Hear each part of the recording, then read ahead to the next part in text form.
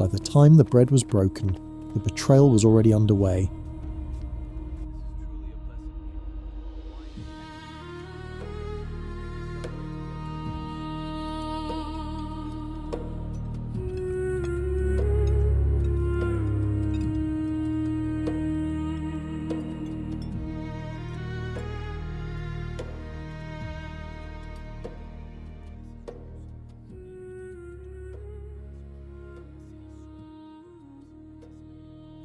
The bread is broken, the wine is poured. 13 men sit in a dimly lit upper room, completely isolated from the thousands of pilgrims crowding the streets of Jerusalem outside.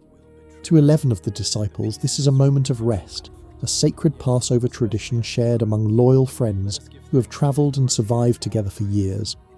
But the loyalty in this room is a deadly illusion.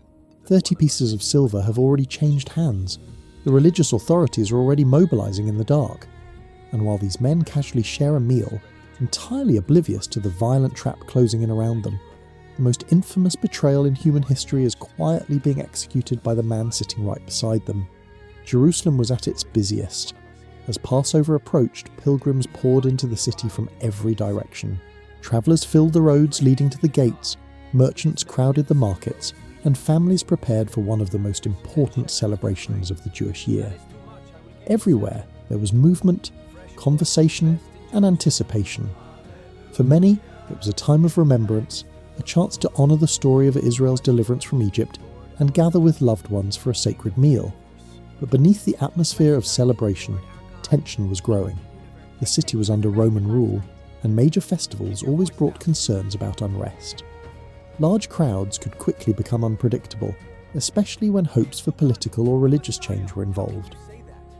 Roman authorities monitored events carefully, while local religious leaders worked to maintain order and protect their influence. In a city where faith and politics were deeply connected, even a single individual could become the centre of intense attention. Few people attracted more attention than Jesus of Nazareth. In the days leading up to Passover, crowds had followed him through Jerusalem. Some believed he was the long-awaited Messiah, others remained uncertain. Religious authorities, however, were becoming increasingly alarmed. His teachings challenged them, his popularity continued to grow, and the possibility that his presence might provoke instability was something they could no longer ignore. Behind closed doors, conversations were already taking place about how to stop him. The challenge was finding the right opportunity. Arresting Jesus publicly during Passover carried risks. Too many people admired him. Too many eyes were watching. What the authorities needed was information, access, and timing. Unknown to most of Jesus' followers, they had already found someone willing to help. As Jerusalem prepared for Passover, two very different gatherings were moving toward each other. In one part of the city, religious leaders waited for their opportunity. In another, Jesus and his disciples prepared to share a meal together. Before the night was over, those two paths would collide, setting in motion events that would change history forever. Long before Jesus and the disciples gathered for the Last Supper, a decision had already been made elsewhere in Jerusalem. Among the 12 men who followed Jesus, Judas Iscariot was one of the most familiar faces. Like the others, he had spent years travelling alongside Jesus, listening to his teachings, witnessing his miracles, and sharing daily life with the group. From the outside, there was little to distinguish him from the other disciples, yet something had changed. According to the Gospel accounts, Judas approached the chief priests and offered to help them arrest Jesus. For the religious authorities, this was the opportunity they had been searching for. They wanted to act against Jesus, but doing so publicly during Passover carried significant risks. Large crowds admired him, and any attempt to seize him openly could provoke unrest. Judas provided access, information, and the possibility of acting away from public attention. An agreement was reached, and according to the Gospel of Matthew, Judas received 30 pieces of silver. Over the centuries, historians and theologians have debated his motives. Some have suggested financial gain, while others believe disappointment, political expectations, or personal disillusionment may have played a role. Whatever his reasons, the decision itself mattered more than the payment. Before the Last Supper even began, Judas had already set in motion a chain of events that would soon become impossible to stop. What makes the situation especially striking is that the other disciples appear to have known nothing about it. They continued to treat Judas as one of their own. He He remained part of their conversations, shared their meals, and walked beside them as he always had. No one seems to have realised that while they were preparing for Passover, Judas was carrying a secret that connected him directly to the men seeking Jesus' arrest. As the evening approached, he made his way to the gathering just as the others did. To anyone watching, there was nothing unusual about his arrival. He would take his place among friends, share bread at the same table, and listen to the words of Jesus like every other disciple. Yet unlike the rest of them, Judas already knew that the events of that night were moving toward a conclusion from which there would be no turning back. As the day moved toward evening, preparations for the Passover meal were already underway. According to the Gospel accounts, Jesus instructed Peter and John to go ahead into Jerusalem and make arrangements for the gathering. The directions he gave were specific, leading them to a furnished upper room where the meal would take place. Whether the location had been arranged in advance or through trusted supporters is uncertain, but the result was clear. By the time the disciples arrived, everything was ready. The room itself was likely similar to many upper rooms found in Jerusalem at the time. Situated above the main living area of a house, it offered privacy away from the crowded streets below. During Passover, such privacy would have been especially valuable. The city was overflowing with visitors, and quiet places were not easy to find. For Jesus, the room provided an opportunity to spend uninterrupted time with his disciples during what would become their final evening together before his arrest. As sunset approached, the disciples gradually gathered inside. To them, the occasion probably appeared familiar. Passover was one of the most important celebrations in Jewish life, and they had observed it before. It was a time for remembering the story of Israel's deliverance from Egypt, sharing a meal together, and reflecting on events that had shaped their people's history. Although the recent days in Jerusalem had been filled with growing tension, the meal itself likely felt like a welcome moment of rest from the crowds and controversies surrounding Jesus. One by one, the disciples took their places. Conversations began. Preparations for the meal continued. Nothing about the scene would have seemed unusual to an outside observer. A teacher and his followers had gathered for Passover, just as countless other groups were doing throughout the city. Yet beneath that ordinary appearance, the circumstances were very different. The authorities were searching for an opportunity to act. Judas was carrying knowledge the others did not possess. And Jesus himself was fully aware that the hours ahead would lead to some of the most significant events of his life. For the disciples, however, the future remained hidden. They entered the room expecting a meal. They did not know they were about to participate in one of the most remembered gatherings in human history. As lamps illuminated the room and the evening meal began, the atmosphere was calm, familiar, and almost ordinary. But the decisions already made beyond those walls were quietly drawing closer, and before the night was over, the meaning of that gathering would change forever. As the meal began, the disciples likely settled into a familiar rhythm. Passover was not simply a dinner, but a deeply meaningful observance rooted in memory and tradition. Every year, Jewish families gathered to remember the story of their ancestors' deliverance from slavery in Egypt. The meal connected the present generation to events that had taken place centuries earlier, reminding them of hardship, liberation, and God's faithfulness throughout their history. Although many details of the Last Supper remain uncertain, historians have a general understanding of what such a meal may have included. Bread would almost certainly have been present, along with wine and foods traditionally associated with Passover. The disciples had participated in meals like this before and would have recognized the customs being observed. At first, there may have seemed a little reason to believe that this evening would be remembered any differently from countless other Passover gatherings. Yet this meal was different from the moment Jesus began speaking. The Gospel accounts describe him taking bread, giving thanks, breaking it, and sharing it with the disciples. He then took a cup and spoke words that would later become central to Christian tradition. At the time, however, the disciples could not fully understand the significance of what they were hearing. They listened as participants in the moment, unaware that future generations would study and remember those words for centuries. What makes the scene so remarkable is how ordinary it must have felt to those sitting in the room. The disciples were not experiencing the Last Supper as a historic event. They were living through it without knowing where the evening would lead.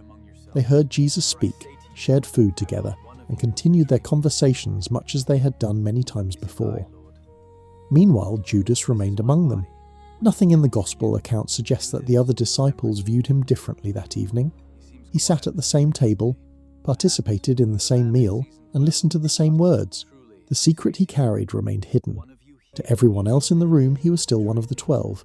That contrast creates one of the most powerful aspects of the story. The disciples believed they understood the gathering taking place around them, yet crucial information remained beyond their view. They knew tension surrounded Jesus in Jerusalem. They knew opposition was growing. What they did not know was that betrayal was already sitting at the table with them. As the meal continued, Jesus began directing the attention of his followers toward lessons far more important than the food before them. The evening was no longer simply about remembering the past. It was becoming a preparation for events that were still only hours away. And before those events arrived, Jesus would perform an act that left the disciples confused, uncomfortable, and deeply surprised. As the meal continued, Jesus did something that none of the disciples expected.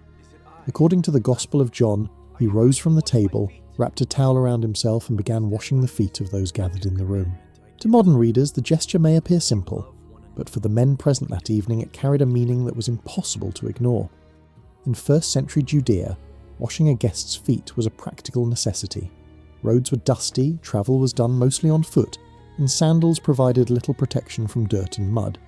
Yet the task was normally performed by a servant, not by a respected teacher. Social status mattered in the ancient world, and certain responsibilities were associated with particular positions. A master taught, led, and received honour. A servant performed the most ordinary and humble tasks. That is what made Jesus' action so surprising. The disciples had spent years following him. They had seen crowds gather around him, listened to his teachings, and watched people treat him with deep respect. Now, during what would become their final meal together, he was placing himself in the position of a servant. The Gospel accounts suggest that Peter struggled with what he was seeing. When Jesus approached him, Peter objected. The situation seemed completely backwards. In Peter's mind, Jesus was the one who should be honoured, not the one performing such a humble task. Yet Jesus insisted, turning the moment into a lesson that extended far beyond the washing itself. For years, the disciples had been learning about leadership, faith, and the kingdom Jesus spoke about. Like many people of their time, they often associated greatness with authority and position. Yet throughout his ministry, Jesus repeatedly challenged those assumptions. Here, instead of delivering another teaching, he demonstrated the lesson through action. The moment also revealed how much the disciples still had to learn. They admired Jesus and followed him faithfully, but they continued to view the future through expectations shaped by power, victory, and status. The idea that true greatness could be expressed through service remained difficult for them to fully grasp. As the evening progressed, the atmosphere inside the room continued to change. What had begun as a Passover meal was becoming something much deeper. The disciples could sense that Jesus was preparing them for something important, even if they could not yet understand exactly what it was. The foot washing left them thoughtful and unsettled, raising questions that would only become clearer in the years ahead. Yet an even greater shock was still waiting for them. The most troubling words of the evening had not yet been spoken, and before long, the conversation would take a turn that no one in the room expected. After the washing of the feet, the atmosphere inside the room grew noticeably more serious. The disciples had already witnessed something unexpected, but the most unsettling moment of the evening was still ahead. As they continued sharing the meal, Jesus made a statement that immediately changed the mood around the table. According to the Gospel accounts, he told them that one of them would betray him. The announcement was shocking. The danger surrounding Jesus was no secret. The disciples knew that opposition had been growing in Jerusalem, and they understood that powerful people wanted to stop him. What they could not imagine was that the threat might come from within their own group. What followed is one of the most revealing moments in the entire story. Rather than immediately accusing one another, the disciples reacted with uncertainty and self-examination. One after another, they began asking the same question. Is it I, Lord? The response reveals something important about the men gathered in that room. They did not view themselves as incapable of failure. Faced with Jesus' warning, they looked inward before looking at anyone else. The question itself carried a mixture of confusion, concern, and fear. They had followed Jesus for years, yet they knew their own weaknesses. They understood that loyalty could be tested, and that human beings were capable of making decisions they never imagined possible. The idea that one of them would betray their teacher was difficult to comprehend, but the warning forced each disciple to confront the possibility that he might not know himself as well as he thought. Meanwhile, Judas sat among them listening to the same conversation. He heard the questions, he watched the reactions, he listened as the others searched for answers. Yet unlike everyone else at the table, Judas already knew the truth. The agreement had already been made. The events leading toward Jesus' arrest were already in motion. While the others struggled to identify the betrayer was sitting beside them. What makes the scene especially striking is how little the other disciples seemed to suspect him. The Gospel accounts do not describe a room filled with accusations or distrust. No one stood and pointed at Judas. No one openly identified him as the obvious suspect. To the rest of the group, he still appeared to be one of their own. The tension continued to build as the conversation unfolded. The disciples were trying to understand a reality they had never considered. Jesus, however, spoke with a calm awareness that suggested he knew exactly what was approaching. The betrayal was not a distant possibility. It was already underway. For the men sitting around the table, the evening was becoming increasingly difficult to understand. The meal had begun with familiar traditions, but now it was filled with warnings, uncomfortable questions, and a growing sense that something significant was about to happen. They could feel the weight of the moment without fully understanding its cause. Among all the voices asking, "Is it I, Lord?" there was one man who did not need to wonder. He already knew the answer. And before much longer, he would leave the room and step into the darkness of Jerusalem to complete the choice he had already made. As the conversation continued, the moment that had been quietly approaching throughout the evening finally arrived. Judas would not remain in the room much longer. The Gospel accounts describe his departure as a relatively ordinary event, at least from the perspective of the other disciples. There was no dramatic confrontation, no public accusation, and no scene that immediately revealed what was taking place. To those gathered around the table, Judas simply left before the evening was over. What makes the moment remarkable is how little the others seemed to understand. Because Judas had long been trusted within the group, his departure did not immediately raise suspicion. According to the Gospel of John, some of the disciples assumed he had left to attend to practical matters or purchase something needed for the festival. The possibility that he was heading toward the men seeking Jesus' arrest does not appear to have crossed their minds. Yet that is exactly where events were leading. Earlier that day, Judas had carried a secret into the room. Now he carried it back out into the streets of Jerusalem. The agreement he had made with the chief priests was no longer simply a plan. It was becoming a reality. Every step he took through the city brought the betrayal closer. Outside, Jerusalem continued its Passover celebrations. Families remained gathered in their homes. Pilgrims filled the city. Lamps illuminated windows and courtyards throughout the night. To most people, it was an evening like many others during the festival. Few could have imagined that one of the most significant events in biblical history was quietly unfolding among them. For Judas, however, the night had become something entirely different. He was no longer moving between possibilities. The decision had already been made. Whatever doubts, questions, or internal conflicts he may have experienced earlier, he was now committed to a course of action that would soon affect everyone around him. The disciples did not know it. The crowds did not know it. But the final stages of the betrayal were already underway. Back inside the room, Jesus remained with the 11 disciples who had stayed behind. The atmosphere was quieter now. The evening had already taken several unexpected turns, and yet the most difficult hours still lay ahead. While Judas moved through the darkness toward those waiting for him, Jesus continued preparing his followers for what was coming. The contrast could hardly have been greater. One man was moving toward betrayal. The others were moving toward a future they could not yet understand. Years later, Christians would remember Judas leaving the room as one of the defining moments of the Last Supper. At the time, however, it seemed almost insignificant. The disciples watched him go without realizing that the path he was taking would soon lead soldiers, officials, and armed men directly to Jesus. The meal was ending. The betrayal was in motion. And the final hours before Jesus' arrest had truly begun. After Judas left, the mood inside the room became increasingly solemn. The meal was coming to an end, but Jesus still had important things to say to the disciples who remained with him. Over the years, they had listened to countless teachings, asked countless questions, and watched him interact with people from every part of society.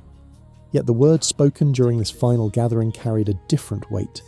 Jesus knew that the time they had together was growing short. The disciples sensed that something unusual was happening, but they still struggled to understand the full picture. They had heard warnings throughout the evening.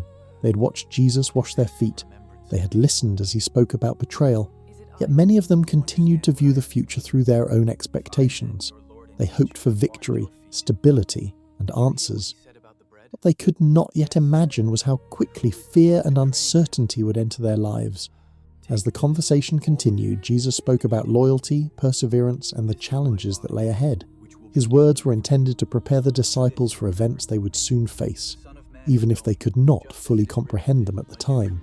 He knew that the coming hours would test their confidence in ways they had never experienced before. Among the disciples, Peter remained one of the most outspoken. Throughout the Gospel accounts, Peter often acted with confidence and conviction. He was devoted to Jesus and rarely hesitated to express his loyalty.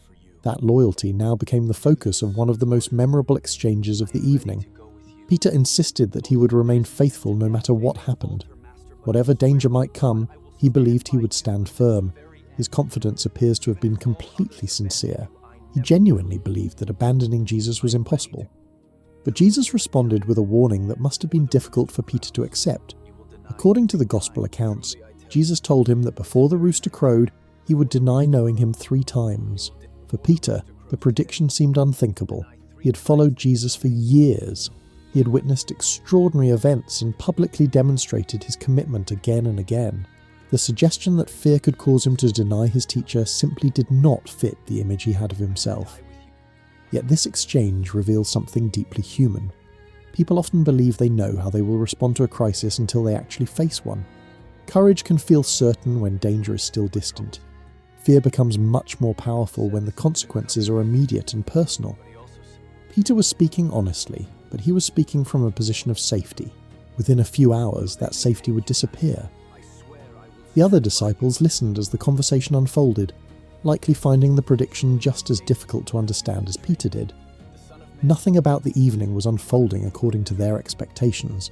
The future they imagined seemed increasingly out of reach, replaced by warnings they could not fully explain.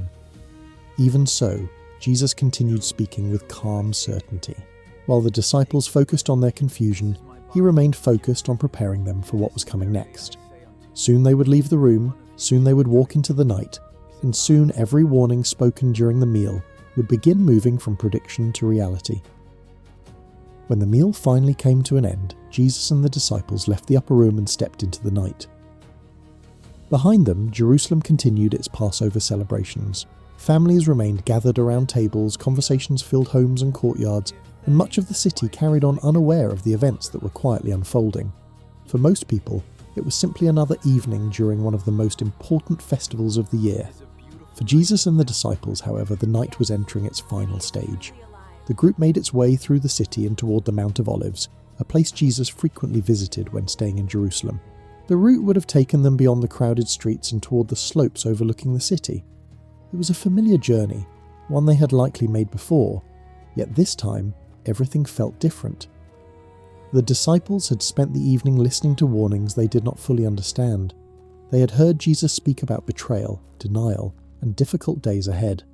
Although they remained close to him, there was still a distance between what Jesus knew and what they understood. They sensed the seriousness of the moment, but they could not yet see the events rapidly approaching them.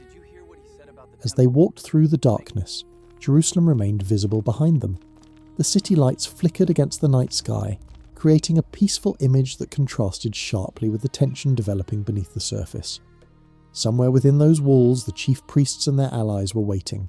Somewhere in the city, Judas was moving toward the final stage of the agreement he had made. The paths that had been developing separately throughout the evening were drawing closer to their point of intersection. The disciples knew none of this. They could not see the conversations taking place elsewhere. They could not know how little time remained before armed men would arrive.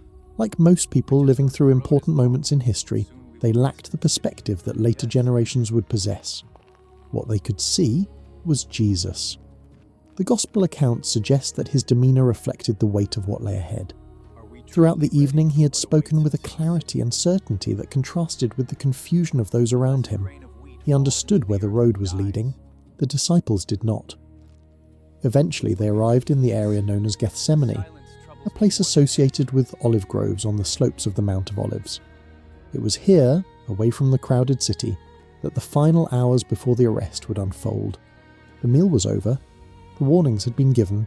Judas was already in motion. Everything that had happened during the Last Supper was now leading toward this moment. Within only a few hours, the disciples would witness events they never expected to see. The confidence many of them carried would be tested. Their assumptions would be challenged, and the future they imagined would begin to collapse under the weight of reality. The final hours before betrayal were no longer approaching. They had arrived. Looking back on the events of the Last Supper, one question naturally emerges. How could the disciples spend an entire evening with Jesus, hear his warnings, witness his actions, and still fail to understand what was about to happen? The answer may be simpler than it first appears. Like many people of their time, the disciples carried expectations that shaped the way they interpreted everything around them. They believed Jesus was the Messiah. On that point, they were correct. What they struggled to understand was the kind of Messiah he would be. For generations, many Jews had hoped for a leader who would restore Israel, defeat its enemies, and establish a visible kingdom. Those expectations influenced the disciples just as they influenced countless others. Even after years of following Jesus, they continued to think about the future in terms of victory, restoration, and triumph. When Jesus spoke about suffering, rejection, or death, those ideas conflicted with the future they imagined. The Last Supper revealed that gap more clearly than ever. Jesus spoke about betrayal, yet the disciples could not identify the betrayer. He warned Peter about denial, yet Peter remained confident in his own strength. He transformed familiar elements of the Passover meal into symbols that pointed toward events still to come, yet the deeper meaning remained hidden from those listening. None of this happened because the disciples were unintelligent or indifferent. They were experiencing something profoundly human. People often understand events only after they have happened. We interpret the future through assumptions, hopes, and expectations. When reality follows a different path, it can take time before we recognize what was happening all along. The disciples were living inside the story. Modern readers know what comes next. We know about the arrest in Gethsemane, the trial, the crucifixion, and everything that followed. The disciples possessed no such advantage. They experienced each moment without knowing how the story would unfold. What seems obvious in hindsight was far less obvious while it was happening. That reality makes the Last Supper remarkably relatable. The men gathered around that table were not distant historical figures observing history from above. They were ordinary human beings trying to make sense of events they did not fully understand. They listened, questioned, worried, hoped, and struggled just as people do today. Only later would the significance of that evening become clear. Only later would they understand why Jesus spoke as he did. Only later would they recognize the meaning behind the warnings, the meal, and the conversations that filled those final hours. What they experienced that night was far more than a Passover gathering. It was the beginning of events that would challenge everything they believed about power, loyalty, courage, failure, and faith. As they followed Jesus into the darkness beyond Jerusalem, they still believed there was time. They still believed the future would unfold according to expectations they had carried for years. Within a matter of hours, they would discover how wrong they were. So what really happened during the Last Supper? On the surface, it was a Passover meal shared among friends. Jesus and his disciples gathered in a private room, followed familiar traditions, shared bread and wine, and spent the evening together as they had many times before.